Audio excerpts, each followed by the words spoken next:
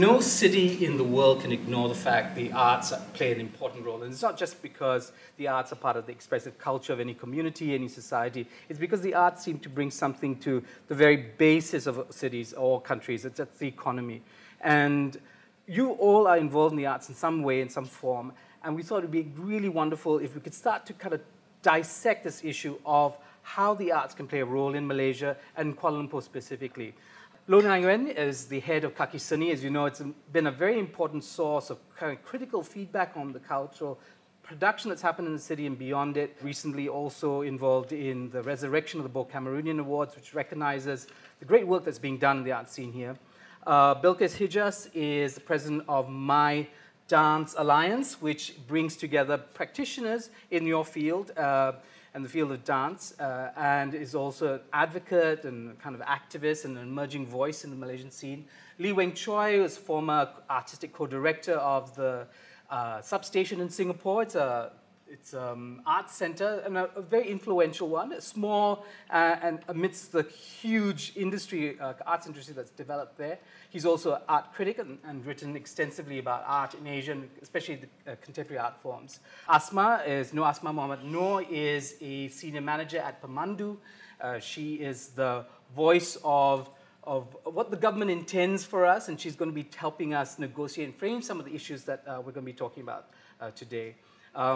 Zubin Mohamad is a dancer, he's an academic, he's won many awards, been around the world. He's also been based in Bangkok for a while. You were with Simeo Spafa, which promotes performance. We can talk about that later as well. And you have a kind of regional view.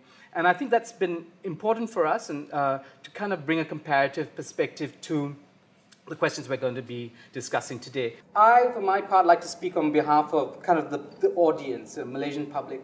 I'd like to see us educate ourselves about the arts, be much more proactive in terms of getting depth and knowledge about things. We can't expect to be spoon-fed by anybody. But I think as a media practitioner as well, I think the media has a role to play in terms of educating, giving people a vocabulary, and really pushing the expectations. Because when you have audiences that have high expectations, it pushes performers, it pushes everybody to excel. Right?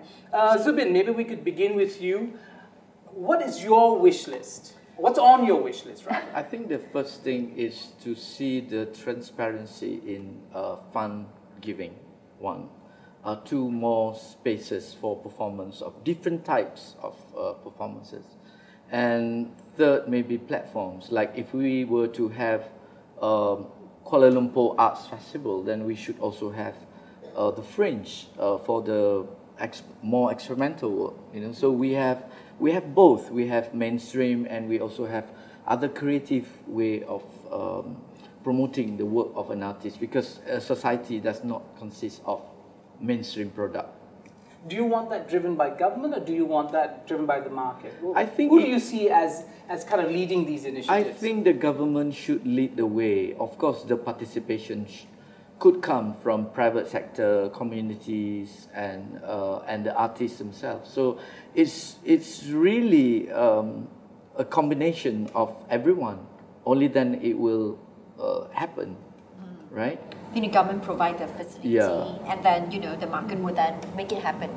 If the first step by the government is not happening, then it's very difficult for everyone, for example, even the market, to try and get everybody together to make things happen. So that's difficult.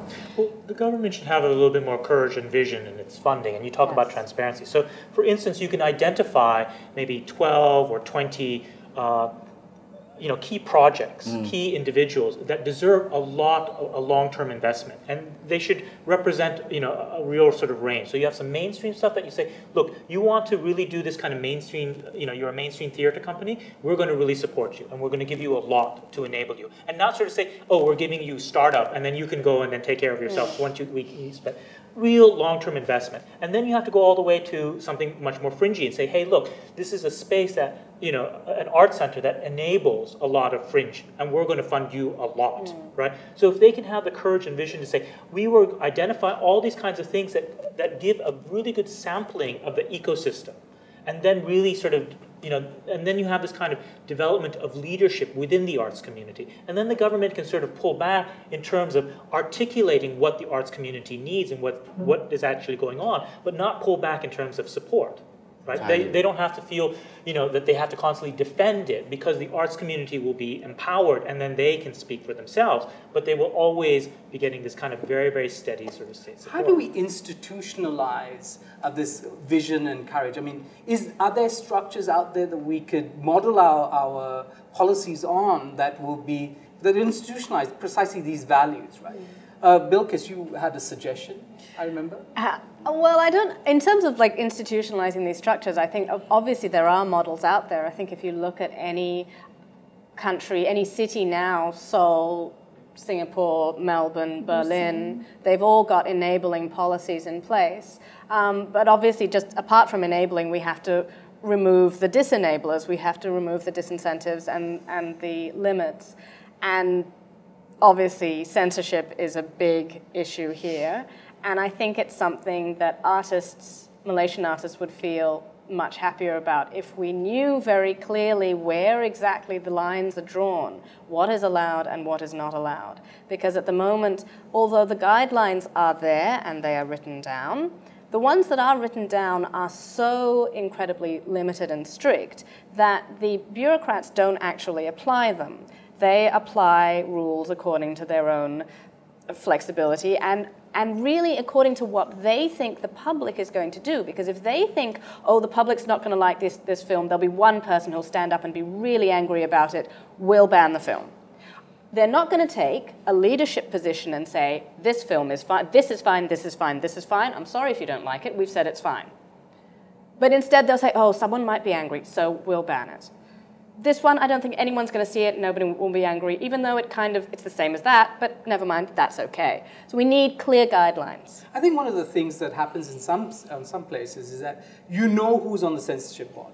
It's something that's transparent, and their standards, even though, they're not standards that are set in stone, they're standards that are up for negotiation, for debate, and it's something that everybody participates in. The calibration of what is sensitive and what is not sensitive, how levels of tolerance, for instance. So I think what I hear from you is we need a system of censorship that is very clear, that allows people to move forward, rather than second-guess bureaucrats and second-guess people in... And second-guess public response as well. I think the dance has problem with censorship. For example, this year we have a problem with a Singapore group coming in because they are wearing tutus, and obviously dance has a lot of problems, but the film has huge amounts of problems. So if you're talking about contemporary work, you have to face these things. There's no way that contemporary work is going to wear something that is all covered.